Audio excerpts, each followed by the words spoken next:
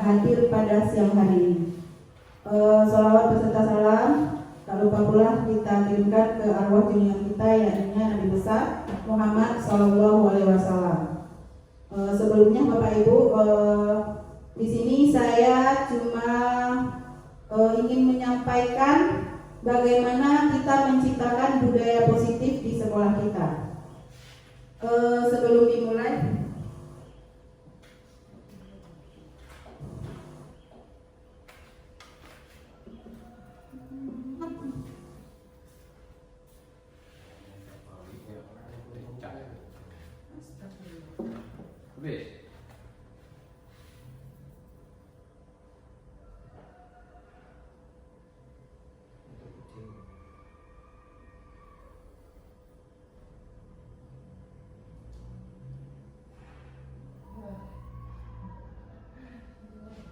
baiklah Bapak Ibu, sebelum kita mulai, supaya kita bisa menciptakan aura positif dari diri kita sendiri, dimohon Bapak Ibu berdiri sebentar, berhadapan-hadapan sebentar aja.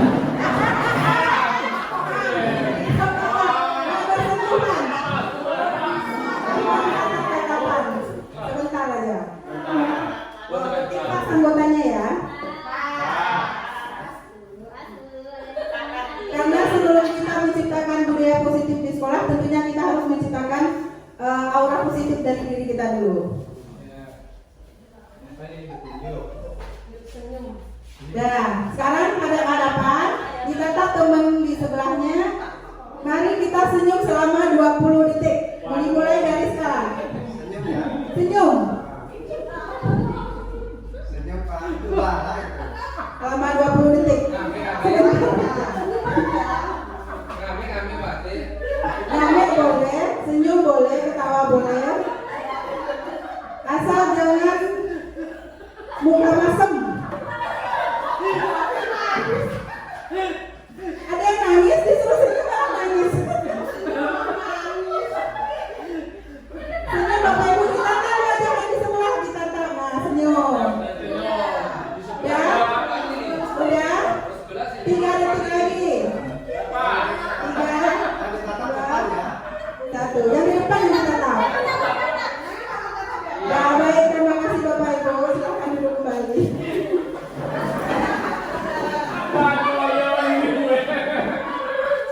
Ini sangat bermanfaat bagi kita Bapak Ibu.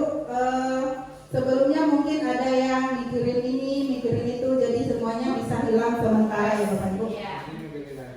Pak dia mikirin tamu.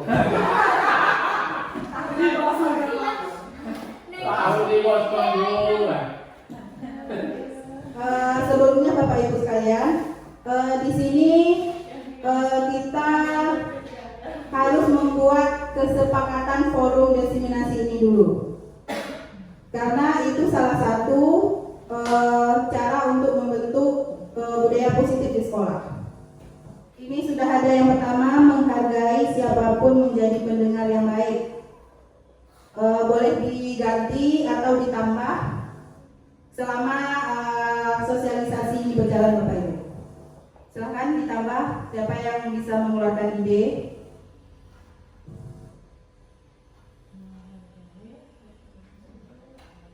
Itu menghargai siapapun yang menjadi pendengar.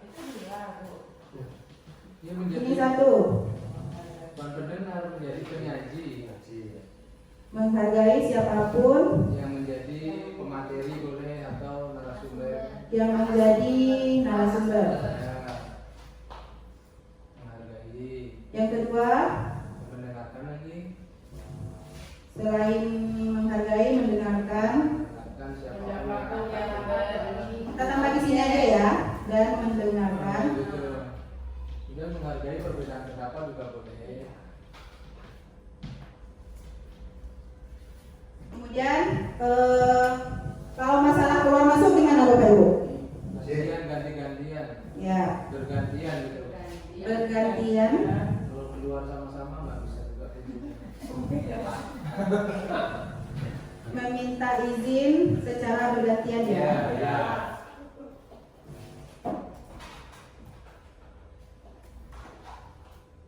Selanjutnya Bapak Ibu, kira-kira Kira-kira ada yang mau ditambahkan lagi? Atau cukup? Masuk kelas sama pulangnya tepat waktu gitu, atau masuk terlambat pulang cepat. Berarti gimana kalimatnya? Ya masuk ke kelas dan disiplin waktu gitu. Disiplin waktu boleh. Disiplin waktu. Cukup Bapak Ibu? Sudah mencakup banyak itu. Sudah, inilah kesepakatan kelas kita hari ini atau forum destinasi hari ini.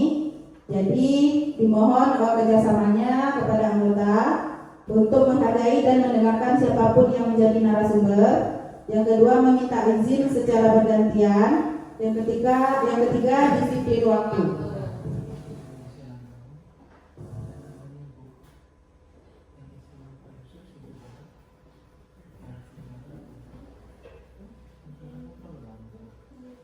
Baiklah Bapak Ibu, di sini ada 6 cara kita menciptakan budaya positif di sekolah. Karena seorang guru yang baik itu harus memiliki kemampuan dalam mewujudkan budaya positif di sekolah. Karena budaya positif tersebut dapat dijalankan dengan menerapkan konsep-konsep yang ada di depan. Ada 6 konsep di sini. Yang pertama, disiplin positif. Yang kedua, motivasi perilaku manusia. Yang ketiga, keyakinan sekolah atau kelas. Yang keempat, kebutuhan dasar manusia. Yang kelima, posisi kontrol restitusi. Yang keenam, segitiga restitusi. Jadi Bapak Ibu, untuk menciptakan budaya positif di sekolah, kita harus mengacu kepada 6 poin ini. Yang pertama, disiplin positif. Disiplin positif ini merupakan suatu cara penerapan disiplin yang mengajarkan anak bertanggung jawab dan menumbuhkan kesadaran diri berdasarkan nilai-nilai kebajikan. Sebelumnya saya izin bertanya, kira-kira nilai-nilai kebajikan apa yang selama ini sudah kita terapkan kepada anak-anak? Misalnya, buang sampah pada tempatnya, apa nilai kebajikannya? Nilai disiplin tadi, menghargai kebersihan, Mencintai lingkungan. Ya. Kemudian datang tepat waktu. Apa nilai kebajikannya menurut kita? Disiplin. Disiplin waktu. Kemudian tidak boleh menghargai teman, menghormati teman. Karena banyak sekali anak-anak kita yang mengganggu teman pada saat jam pelajaran. Disiplin positif lebih ke arah disiplin diri yang dapat mengontrol diri dalam melakukan segala tindakan. Jadi disiplin itu bukan hanya ada kata paksaan. Misalnya kita mau datang ke sekolah, harus datang sebelum jam 7. Jadi keinginan kita datang sebelum jam 7 itu karena paksaan aturan tadi atau memang kesadaran dari diri kita sendiri. Kalau bisa, anak-anak kita terbiasa menyadari dirinya sendiri. Dia datang tepat waktu bukan karena takut sama gurunya, bukan karena takut dihukum sama gurunya, tapi takut karena ketinggalan pelajaran. Disiplin diri dapat membuat murid memahami dan menyadari berdasarkan motivasi internal, bukan akibat paksaan, ujian ataupun hukuman. Nah, ini seperti yang saya katakan tadi. Biasakan disiplin tanpa paksaan. Itu motivasi eksternal. Sama juga dengan kita Bapak Ibu. Misalnya kita datang ke sekolah, jangan kita datang jam sebelum aturannya, misalnya aturannya jam 7:05 sudah datang ke sekolah. Memang itu kesepakatan sekolah kita. Jangan kita datang karena memang takut melanggar aturan. Jangan takut kena marah sama kepala sekolah. Dan jangan takut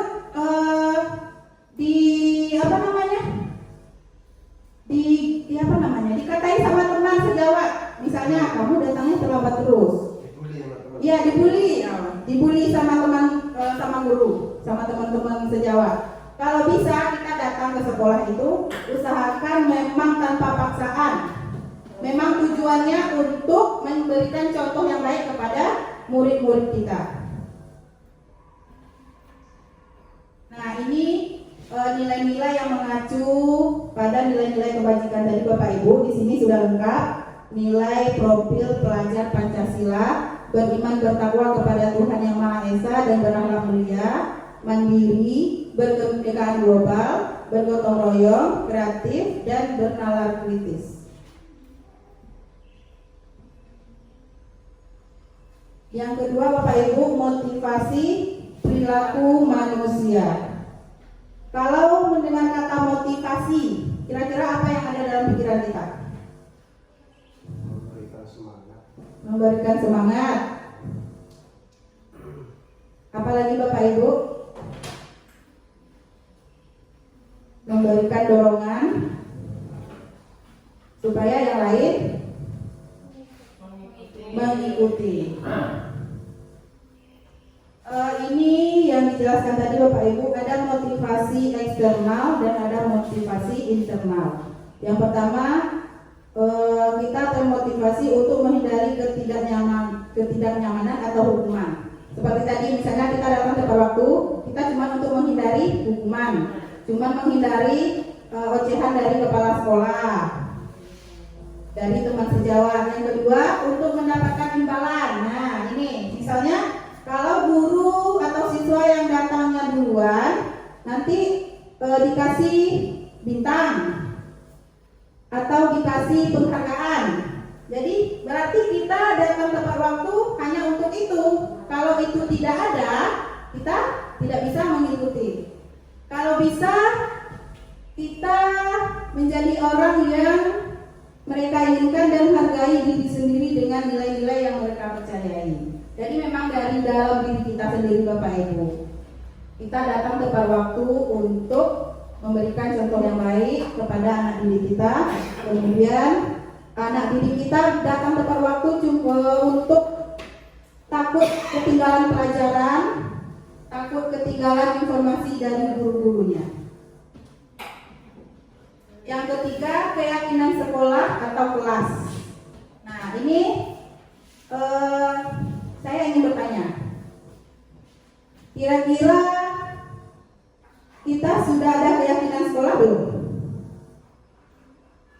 Atau guru-guru kelas sudah membuat keyakinan kelas?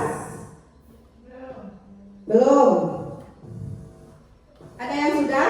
Mungkin yang semester sebelumnya sudah ya. Saya mau nanya, gimana caranya Bapak Ibu di dalam kelas membuat keyakinan kelas tersebut? Coba satu orang boleh berpendapat. Maksudnya meyakinkan atau gimana? Membuat keyakinan kelas Pak, kesepakatan kelas. Iya. Bagaimana caranya? Boleh satu orang berpendapat? Saya cuma ingin ya bagus, dengan musyawarah dengan siswa. Di sini guru berperan dalam mewujudkan terbentuknya keyakinan sekolah atau kelas dengan adanya kesepakatan antara guru dan murid. Jadi kalau bikin kesepakatan atau keyakinan kelas, tidak hanya kita yang nulis tapi anak tidak tahu.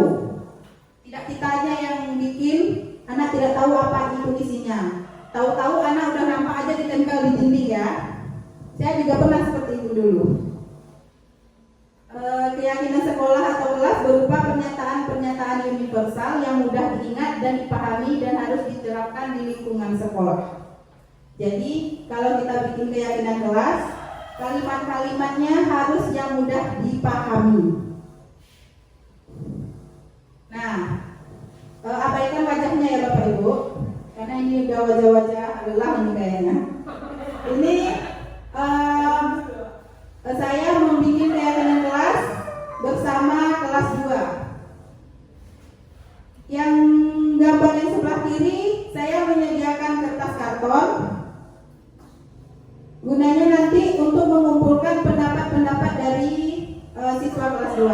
Gambar yang kedua yang ini, saya membagi murid satu orang satu kertas yang ukurannya agak kecil untuk menyampaikan ide-idenya di kertas tersebut. Tapi tidak hanya dengan cara membagi kertas, boleh dengan tunjuk tangan aja. Siswa juga bisa menyampaikan pendapatnya. Nah, kemudian ini saya suruh siswa menempel hasil ide yang ditulis di kertas tadi. Saya kumpulkan dulu, ditulis ke depan, ditempel di depan. Nah, ini Bapak Ibu. Ini jelas ya? Jelas. Kertasnya jelas. Nggak jelas. Saya bacakan aja. Ini ada satu ide yang saya foto. Tidak boleh buang sampah sembarangan dan tidak boleh makan di kelas. Ini sudah saya kumpulkan. Setelah dikumpulkan, saya bersama murid itu mengubah kalimat yang ini kalimatnya bagus apa tidak? Menurut kita, tidak boleh buang sampah sembarangan, tidak boleh makan di kelas. Ya, itu tadi karena itu kan tidak bolehnya ada 2 kali. Pemberesan Ini satu boleh Pak, ini satu. Tidak boleh buang sampah sembarangan, 1 poin. Tidak boleh makan di kelas. Kalimatnya harus kita ubah menjadi kalimat positif. Kira-kira yang 2 ini kalimat positifnya gimana? Yang pertama, tidak boleh buang sampah sembarangan. Kira-kira kalimat positifnya? Ya, buang sampah pada tempatnya. Yang kedua, tidak boleh makan di kelas. Bagaimana kalimat positifnya? Makan setelah jam pelajaran selesai. Jadi kata tidak boleh ini tidak boleh kita masukin ke dalam keyakinan kelas. Kita harus mengubah menjadi kalimat positif. Tetapi apa yang ada di dalam pikiran atau ide-ide murid kita terima dulu semuanya. Setelah itu baru kita rubah menjadi kalimat positif dengan cara bermusyawarah bersama murid. Setelah itu, nah ini sudah kami dapatkan ada 4 keyakinan kelas yang sudah kita sesuaikan dengan nilai-nilai kebajikannya. Yang pertama, datang tepat waktu. Yang kedua, makan setelah selesai jam pelajaran. Yang ketiga, buang sampah di tempatnya. Yang keempat, mendengarkan guru menjelaskan pembelajaran. Yang kelima, menghormati teman. Setelah kita kumpulkan dan kita rubah menjadi kalimat positif, baru nanti boleh kita cetak secantik mungkin dan ditempel di dinding. Karena selama ini pengalaman saya juga pernah pengalaman, saya bikin sendiri Bapak Ibu. Saya cetak sendiri, anak tidak tahu apa itu isi keyakinan kelasnya. Nah ini contoh, mungkin kita udah tahu ya, di Canva itu banyak sekali contohnya. Tapi contoh bingkainya aja yang kita lihat, isinya kita yang berdiskusi. Nah ini ada keyakinan kelas di salah satu apa namanya ini online, apa namanya ini aplikasi online-nya ini, jual online-nya apa namanya? Ini ada harganya, yang oranye itu, nah ya kayak Shopee, dan lain-lain. Ini ada harganya 11.500. Sebelumnya saya meminta pendapat dari ibu-ibu ya, atau bapak-bapak. Apa pendapat bapak ibu setelah melihat ini? Ini adalah keyakinan kelas yang dijual oleh Shopee, harganya segitu. Kira-kira apa yang muncul dalam pikiran setelah melihat ini? Ya, mahal. Mahal. Ya, mahal. Kesepakatan kan. Ya, kita tinggal beli. Ya, cantik nggak bentuknya itu? Cantik. Menarik. Tetapi secantik apapun, semurah apapun, walaupun 1.000 harganya, beli tanpa musyawarah sama murid itu tidak ada hasilnya. Percuma kita beli itu secantik mungkin, tapi anak-anak tidak tahu isinya tanpa kita musyawarah sama anak-anak. Yang berikutnya, kebutuhan dasar manusia. Kalau mendengar kebutuhan dasar manusia, Bapak Ibu coba sebutkan salah satu kebutuhan kita. Kita manusia ini. Ya. Paling semangat kalau ngomongin makan ya. Betul, makan. Kalau kita nggak makan, kita nggak hidup, mati ya. Benar kata Bunda ya, makan.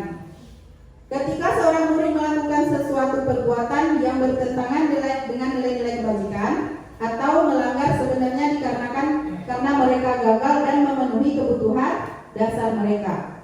Jadi kalau ada anak kita yang berperilaku jelek, itu anak tersebut ada kekurangan kebutuhan yang ingin dia butuhkan, yang kita tidak tahu sama sekali. Yang kita tahu cuman dia bikin ulah, dia ganggu teman. Padahal sebenarnya anak tersebut butuh, ada yang dibutuhkan dalam diri dia. Nah ini Bapak Ibu, yang kita sebutkan tadi, kita butuh makan, berarti yang poin yang pertama ya, kebutuhan dasar manusia. Yang pertama bertahan hidup, yang kedua kasih sayang dan rasa terima. Kita butuh kasih sayang enggak? Iya, bukan semangat. Yang ketiga penguasaan, yang keempat kebebasan, yang kelima kesenangan. Nah ini ada contoh kasus. Mohon izin saya bacakan kasusnya. Ibu Zulaika, guru wali kelas 9, sedang bingung menghadapi ulah salah satu muridnya di kelas, namanya Tommy. Beberapa anak telah mengeluhkan Tommy yang seringkali meminta bekal makan siang kepada mereka dengan paksa. Jika kita menghadapi situasi seperti Ibu Zulaika, apa yang akan kita lakukan? Dan kira-kira apa alasan Tommy melakukan hal tersebut? Sebelum kita lanjut, dia seringkali setiap hari merebut makanan temannya. Kira-kira panggil dulu. Ya, kira-kira dipanggil. Kira-kira sebelum kita nanya kepada Tommy, apa alasan Tommy kira-kira menurut kita? Karena dia lapar. Karena dia lapar. Berarti dia butuh makan untuk bertahan hidup. Selain itu, Kurang perhatian orang tua. kurang perhatian orang tua. Karena nggak punya uang untuk jajan. Karena nggak punya uang untuk jajan, bisa jadi. Apalagi? Ya, butuh kasih sayang. Karena usil. Karena usil, ya bisa jadi. Yang pertama, alasan Tommy yaitu karena ia lapar dan orang tuanya tidak membawakan bekal makan siang, maka kebutuhan dasar yang sedang berusaha dipenuhi oleh Tommy adalah kebutuhan untuk bertahan hidup. Bisa jadi alasan Tommy yang ini. Alasan yang kedua, karena dia merasa senang ketika temannya memperhatikan dia. Kalau dia usil, pasti temannya memperhatikan dia. Jadi dia senang itu. Jadi temannya melaporkan tindakannya pada gurunya dan gurunya memberitahu orang tuanya, sehingga orang tuanya jadi memperhatikan dia. Maka kebutuhan dasar yang sedang dipenuhi oleh Tommy adalah kebutuhan akan kasih sayang dan rasa diterima. Sebelumnya mungkin orang tuanya lalai dan tidak memperhatikan. Jadi setelah dia melakukan itu, ya orang tuanya peduli. Jadi itu yang dia butuhkan. Alasan yang ketiga, karena temannya jadi takut dengan dia dan menuruti keinginannya, maka sebetulnya Tommy sedang berusaha memenuhi kebutuhan dasarnya akan kekuasaan. Jadi dia merasa berkuasa, temannya pada takut. Alasan yang keempat, karena dia merasa bosan dengan makanan yang dibawakan ibunya dari rumah. Nah bisa jadi dia setiap hari membawa bekal, tapi dia bosan, itu aja bekalnya yang dibawa. Karena ibunya selalu membawakan bekal yang sama, oleh karena itu dia ingin mencoba makanan teman-temannya yang beraneka ragam. Jadi yang dibutuhkan Tommy dengan alasan ini adalah kebebasan. Dia bebas mau nyicip apa aja. Alasan yang kelima, karena Tommy melakukannya karena iseng aja. Dia menikmati ekspresi wajah teman-temannya yang kesal. Maka Tommy sedang berusaha memenuhi kebutuhannya kesenangan. Jadi dia senang lihat temannya kesal, lihat temannya nangis, makanannya diambil. Tapi sebenarnya dia sedang memenuhi kebutuhannya, yaitu kesenangan. Yang berikutnya Bapak Ibu, posisi kontrol restitusi kita sebagai seorang guru. Ini. Yang pertama, guru sebagai penghukum. Yang kedua, guru sebagai pembuat merasa bersalah. Yang ketiga, guru sebagai teman. Yang keempat, guru sebagai pemantau. Yang kelima, guru sebagai manajer. Sebelumnya, mari kita simak video berikut. Diri lagi. Mari kita simak, Pak. Program yang dikembangkan adalah 5 posisi kontrol. 5 posisi kontrol dalam restitusi adalah proses perjalanan seorang pendidik agar dapat mengenali dirinya. Pada video kali ini, kita akan membahas tentang 5 posisi kontrol yang dikembangkan oleh Diane Dawson dan contoh penerapannya.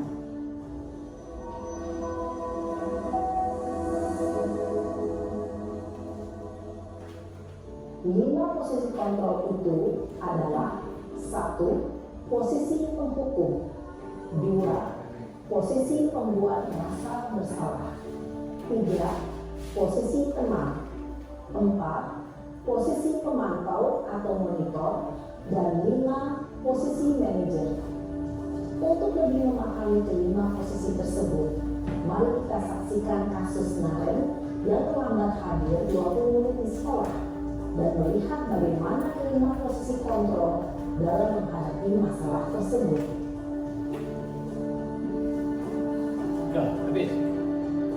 Yang pertama, posisi penghukum.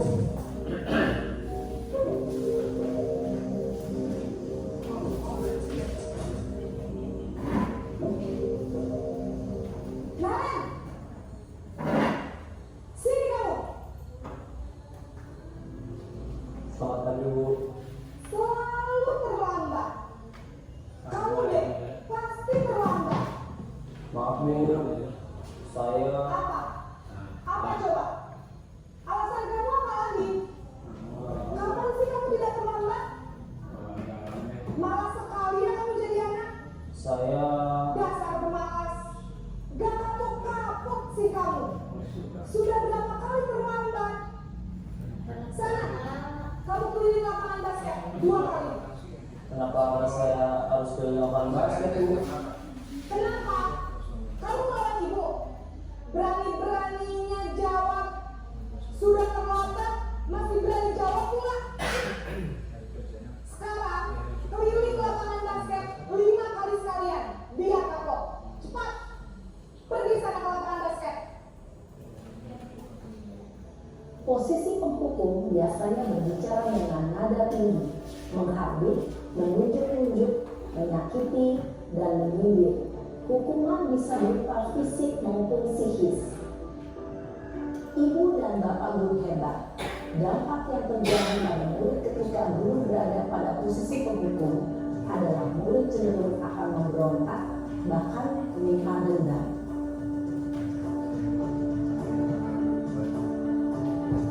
Yang kedua, posisi membuat merasa bersalah.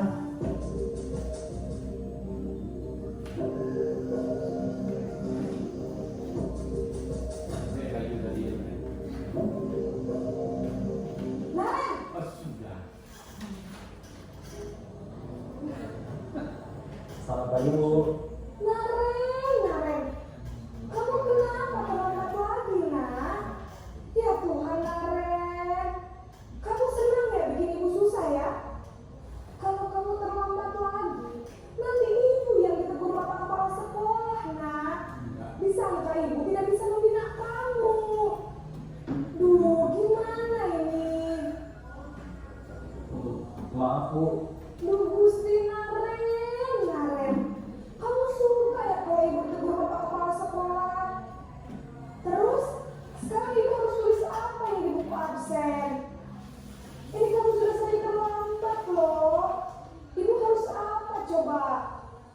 Maaf Bu, maaf sekali.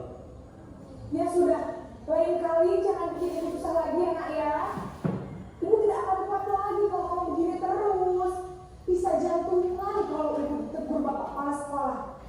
Sana cepat kelas. Maaf ya Bu, maaf sekali. Posisi pembuat rasa bersalah berbicara dengan nada tenang, cenderung lembut. Namun kata-kata yang diutarakan membuat murid merasa menjadi orang yang gagal, memandang buruk dirinya sendiri, merasa tidak berharga, dan tidak sanggup membahagiakan orang lain.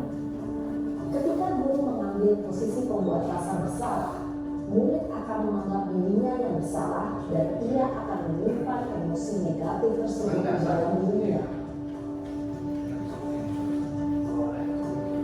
Posisi teman ya Bapak Ibu. Masih skenario yang tadi.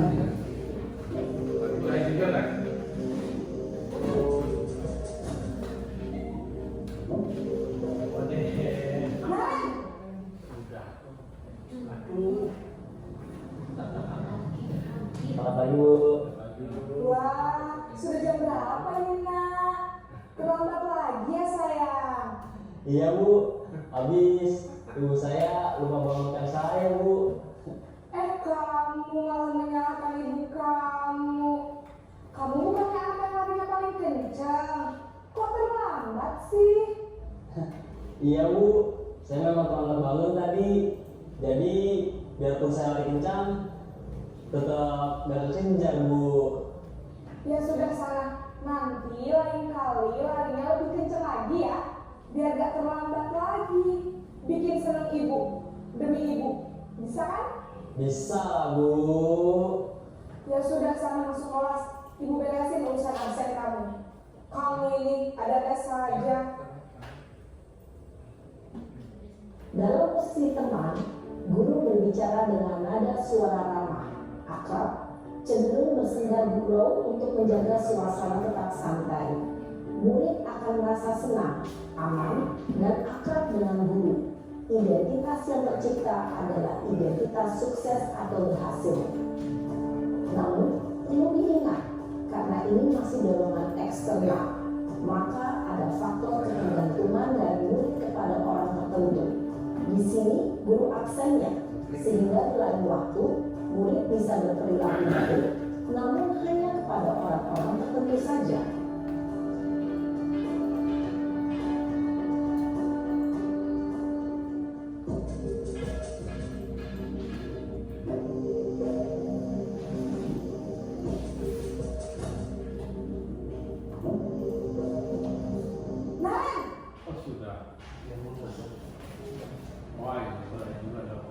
Selamat pagi Bu. Naren, apa peraturan sekolah kita tentang jam berapa kita harus masuk sekolah, nak? Kita harus di sekolah jam 7 Bu. Iya betul, sekarang sudah jam 7.20. Naren sudah tahu konsekuensinya jika terlambat hadir. Paham Bu, saya harus tinggal kelas pas jam istirahat selama 20 menit. Iya benar, konsekuensinya demikian. Jadi nanti jam 9.30 pas istirahat, kamu harus tinggal di kelas, kerjakan tugas tambahan untuk ketertinggalan kamu, ya? Baik Bu. Posisi pemantau mengandalkan penghitungan atau data untuk mengontrol murid. Guru mengarahkan murid berdasarkan peraturan dan konsekuensi. Seorang pemantau menunjukkan bahasa tubuh dan ekspresi wajah yang datar dan cenderung formal.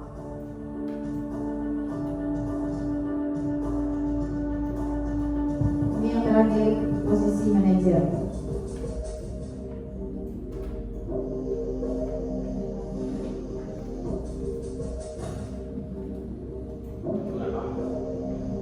Naren,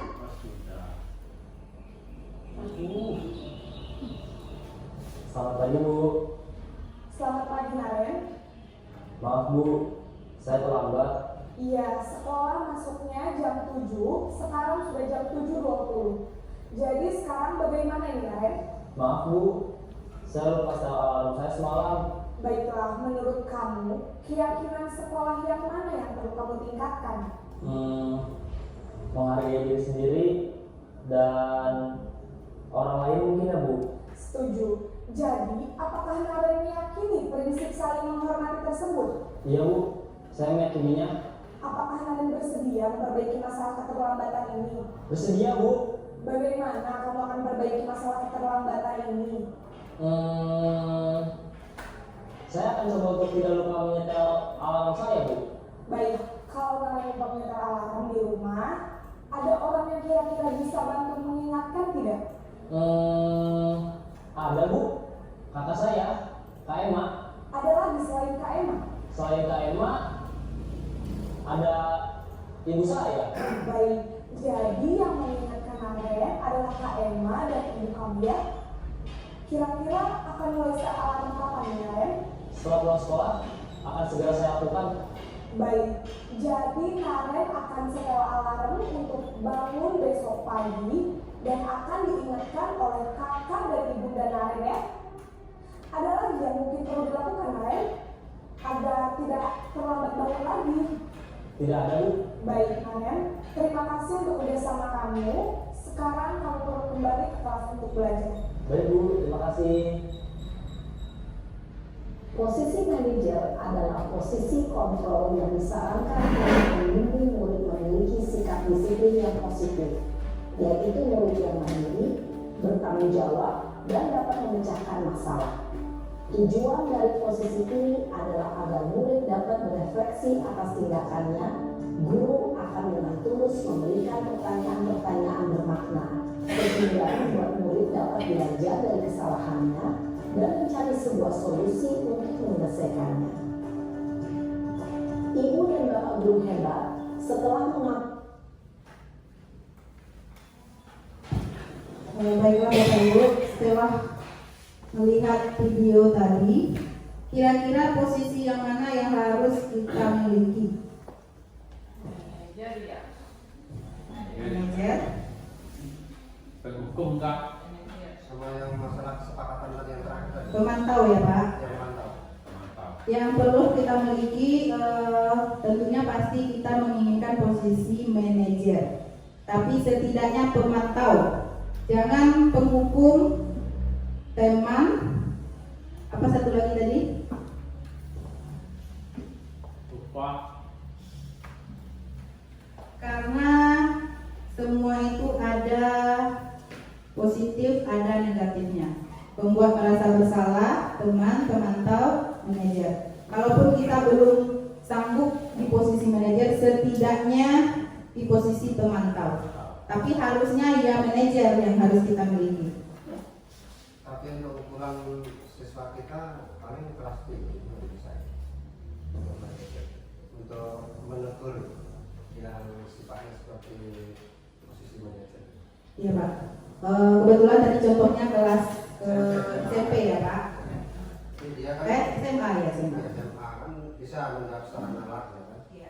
Kemudian Bapak Ibu ada satu video lagi. Ini video tentang penyelesaian masalah menggunakan segitiga restitusi. Bapak Ibu udah pernah dengar?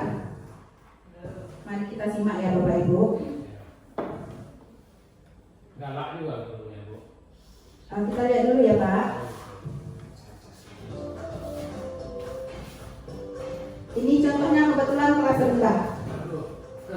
Assalamualaikum warahmatullahi wabarakatuh. Saya dari kelompok si murid untuk menuju dia pulang.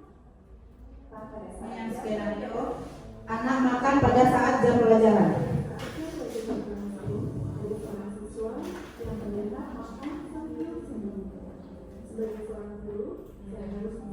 Itu lapar dari itu Bu.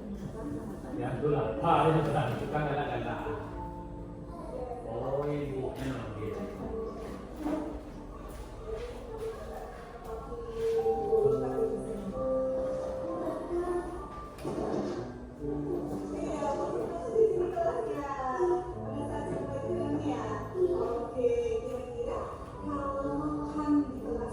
Tidak lalu makan gitu. Tidak lalu makan. Yang tahu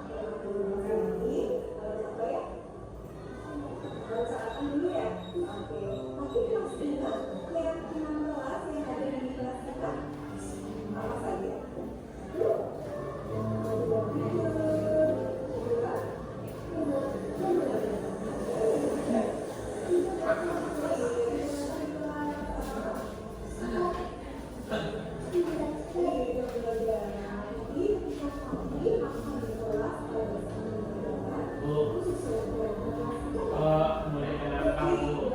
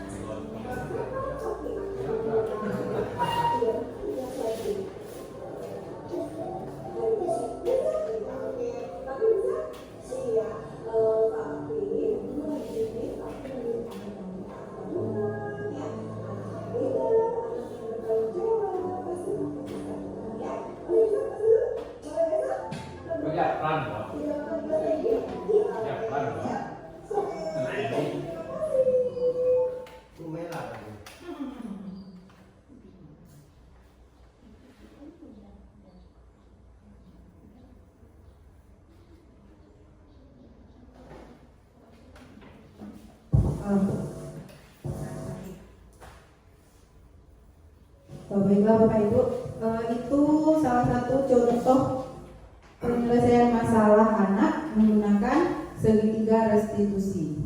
Apa yang pertama tadi Bapak Ibu yang kita lihat?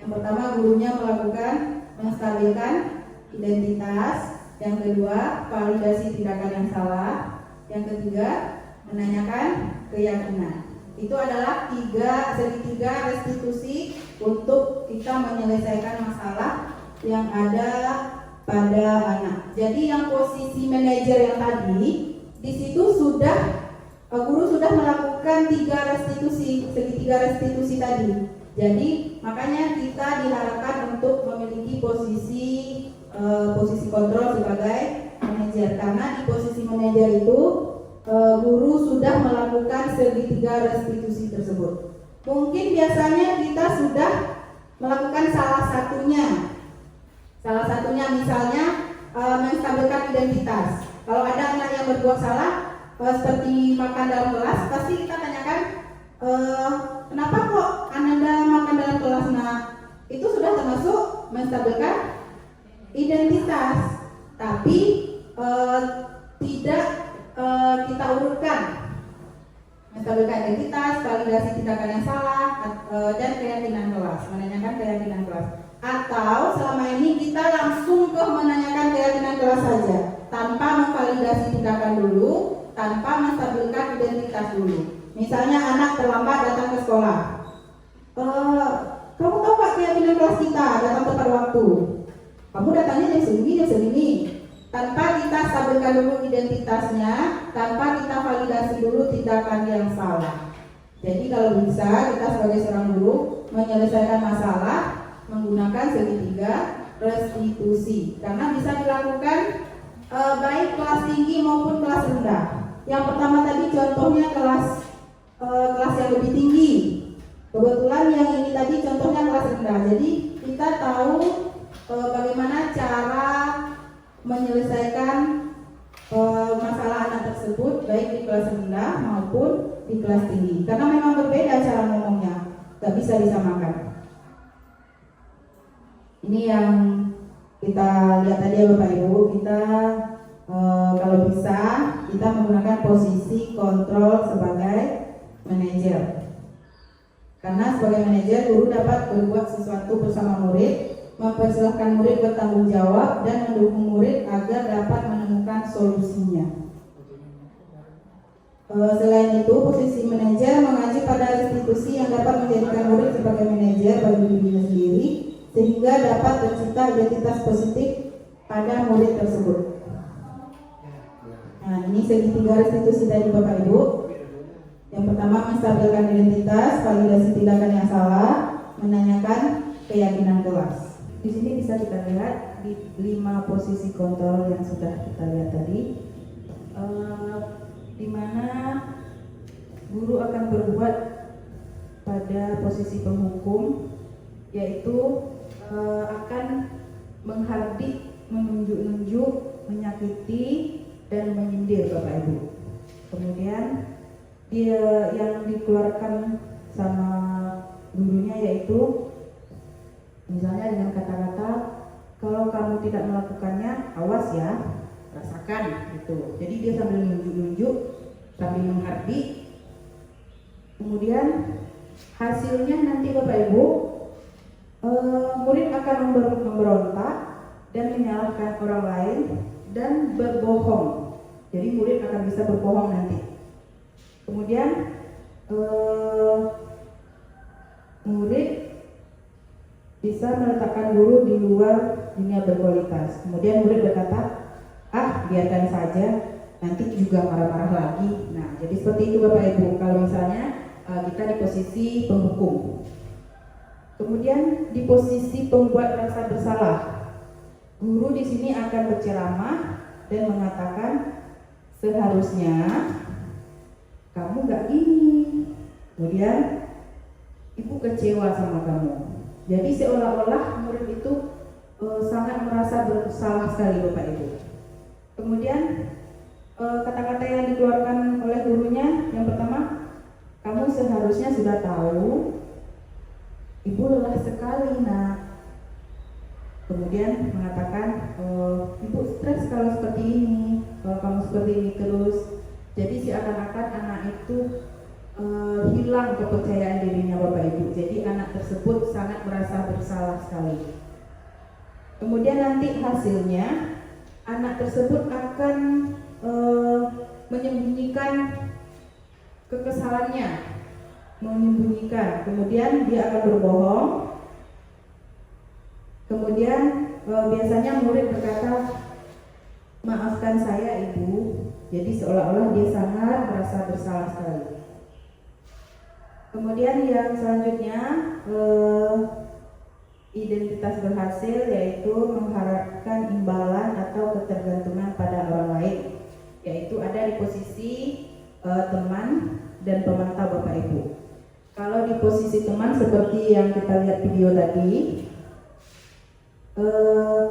dia akan membuatkan alasan-alasan untuk muridnya. Biasanya guru akan berkata, ayolah lakukan demi ibu, masa kamu tidak mau? Ingat, ibu pernah bantu ini loh, ayolah. Jadi seakan-akan dia akrab sekali dengan muridnya tersebut. Tapi dampaknya Bapak Ibu, kalau kita ambil posisi teman, murid akan ketergantungan dengan kita. Jadi seakan-akan kalau kita nanti sudah tidak bersama dia lagi, dia tidak bisa, karena dia sudah ketergantungan dengan kita. Itu salah satu akibat kalau kita posisi sebagai teman. Kemudian murid akan berkata nanti, saya pikir ibu teman saya, ternyata begitu. Jadi kayak gitu kalimat yang muncul dari murid nantinya. Kemudian yang posisi pemantau, di sini guru langsung menanyakan apa peraturannya, kemudian apakah peraturan tersebut kamu menyadari kamu melanggarnya. Di sini kita sudah bisa memantau, tetapi kita belum menanyakan identitasnya Bapak Ibu. Jadi yang sangat diperlukan sekali, yaitu kita di posisi manajer. Karena di sini nantinya akan menghargai diri sendiri. Biasanya guru akan berkata, menanyakan identitas terlebih dahulu. Karena kita tahu Bapak Ibu, murid yang melakukan kesalahan itu pasti ada alasannya. Jadi kita tidak bisa langsung menyalahkan murid. Tentu kita tanya dulu apa penyebabnya. Misalnya dia datang terlambat, kita tanya dulu, kenapa datang terlambat?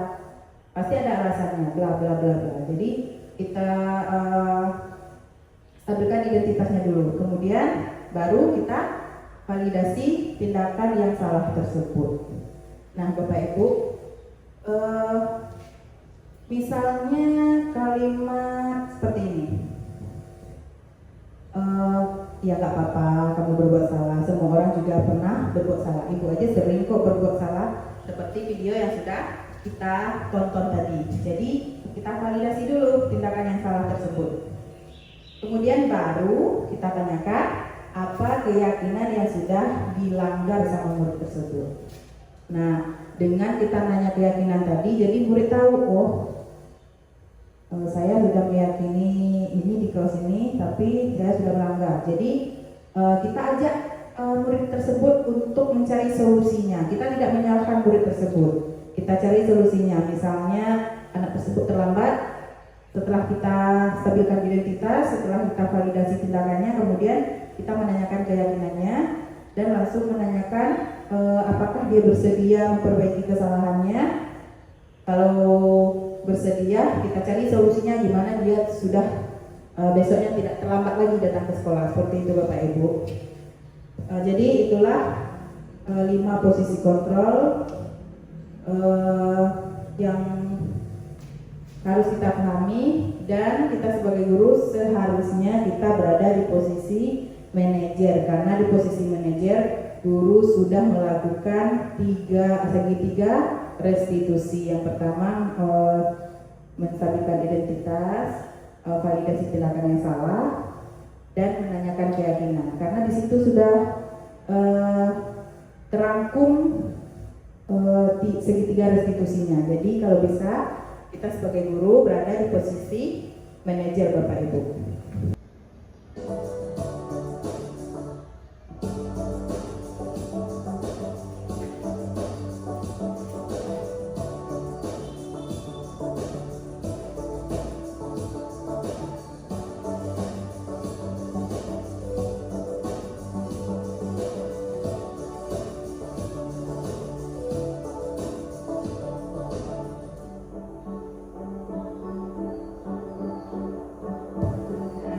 Anak-anak yang mencontek ya Bapak Ibu.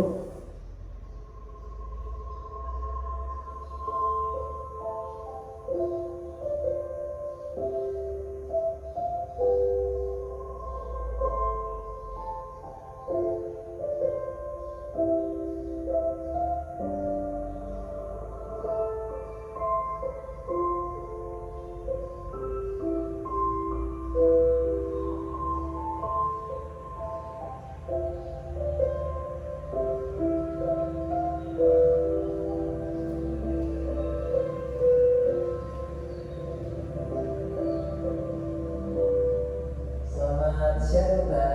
Siang Pak. Luna sudah sholat dulu? Sudah Pak. Iya, alhamdulillah. Luna, tahu tidak kenapa Pak Hendra panggil ke sini? Enggak tahu. Nggak tahu. Ya, Luna tadi saat ulangan waktu di kelas, Pak Hendra melihat jawaban temannya. Tadi teman sebelahnya Azumi. Luna melihat jawaban temannya atau mencontek. Betul atau tidak, Luna? Betul Pak. Betul. Ya, mencontek itu perbuatan yang baik atau tidak baik? Tidak baik. Perbuatan tidak baik. Ya. Bapak Ibu, di sini sudah nampak Bapak gurunya menstabilkan identitasnya terlebih dahulu ya. Baik. Nah, setiap manusia pasti pernah berbuat salah. Termasuk Pak Hendra juga pernah berbuat salah. Luna pun juga pernah dengan mencontek tadi, termasuk kita berbuat sebuah kesalahan. Tapi Pak Hendra di sini bukan mau mencari siapa yang salah, tapi Pak Hendra mau membantu untuk mencari solusi supaya Lukna tidak mencontek lagi. Nah, Lukna pasti punya alasan kenapa Lukna ini mencontek. Coba cerita sama Pak Hendra. Apa sih alasannya? Tadi malam tidak belajar. Tadi Nah, di sini bapaknya sudah memvalidasi tindakannya yang salah. Dia menanyakan apa alasan anak tersebut mencontek. Kenapa nggak belajar? Kenapa tidak belajar? Mainan atau tidur? Mainan. Baik. Berarti ketika Lukna tidak belajar, akhirnya tidak bisa mengerjakan soal. Betul. Ya. Lukna masih ingat tidak keyakinan kelas kita yang sudah kita buat pada pertemuan awal dulu? Ingat. Apa nama keyakinan kelas kita? Jujur dan bertindak. Iya. Lukna yakin bahwa Nah, Bapak Ibu, ini buktinya kalau keyakinan kelasnya hasilnya dimusyawarahkan bersama murid. Karena kalau tidak, muridnya pasti tidak akan tahu keyakinan kelasnya. sifat jujur itu kita perlukan dalam diri kita. Jadi sifat jujur itu baik untuk kita. Baik. Kalau kita sudah yakin, kira-kira apa yang harus Lukna lakukan supaya Lukna ini tidak mencontek? Karena mencontek ini perbuatan yang tidak jujur. Nah, apa yang harus Lukna lakukan supaya Lukna tidak mencontek kembali? Belajar terus Mengerjakan semampu, mengerjakan semampunya. Oke, kemudian berdoa kepada berdoa kepada Allah. Oke, baik. Lukna sudah tahu apa yang harus dilakukan supaya Lukna tidak mencontek kembali? Sudah tahu? Baik. Sekarang pertanyaannya, kapan Lukna mau memulai apa yang Lukna katakan tadi? Mulai hari ini. Baik. Mulai hari ini Lukna akan melakukan apa yang sudah dikatakan tadi, belajar, mengerjakan sesuai kemampuan, kemudian berdoa kepada Allah. Ya. Terima kasih Lukna. Aku yakin Lukna dapat menjadi pribadi yang lebih baik lagi, menjadi anak yang solihah, menjadi kebanggaan orang tua. Atas dulu ya. Siap? Mau menjadi lebih baik? Oke. Baiklah Bapak Ibu, dari rangkaian yang sudah saya jelaskan tentang menciptakan budaya positif di sekolah, kira-kira ada yang ingin ditanyakan atau ada yang ingin berpendapat? Silakan.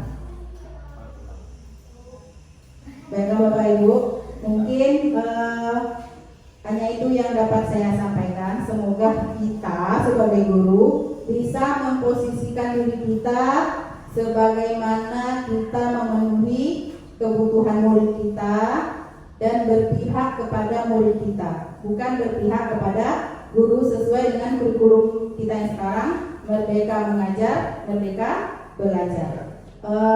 Baiklah Bapak Ibu, kalau ada salah-salah kata, saya mohon maaf. Saya akhiri. Wabillahi taufiq wal hidayah. Wassalamualaikum warahmatullahi wabarakatuh. Ulangnya ya enggak?